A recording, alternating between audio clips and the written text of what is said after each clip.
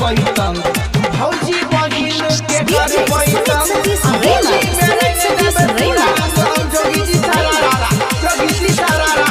जोगी जी सारा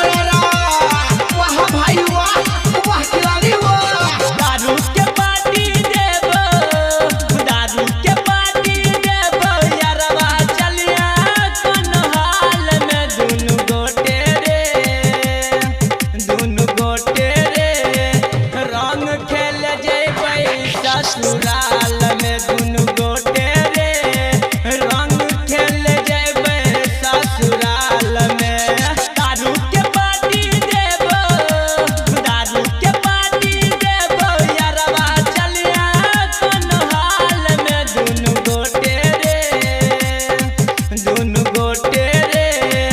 रंग खेल जेबै ससुराल में दुनु गोटे रे रंग खेल जेबै ससुराल में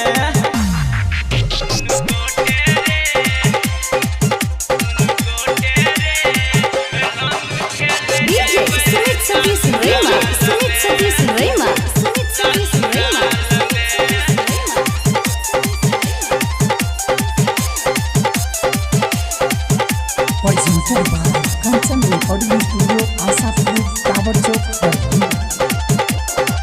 गोरे गोरे गाल साली के कर लाल रे बीच में जैतै सारावा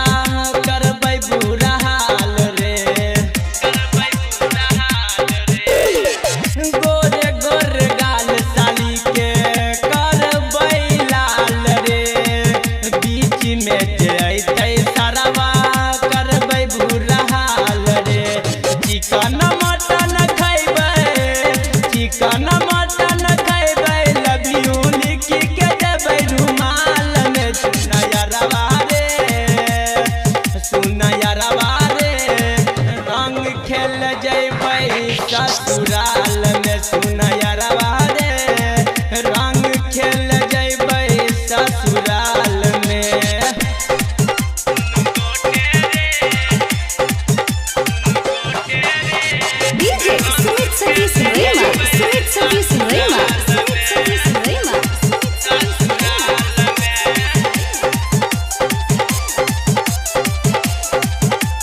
Presented by Kanchan Recording Studio, Asapur, Tower Chowk, Darbhanga. गायकी गोविंद के यारवा बतियाल मान रे एके पैक पी लेला एते तू नहीं फान रे गायकी गोविंद के यारवा बतियाल मान रे एके पैक पी लेला एते नहीं तूफान रे रजनी के रंग लगेबै ओकरा फसेबै कोनो चाल में सुन यारवा रे रंग खेल जेबै ससुर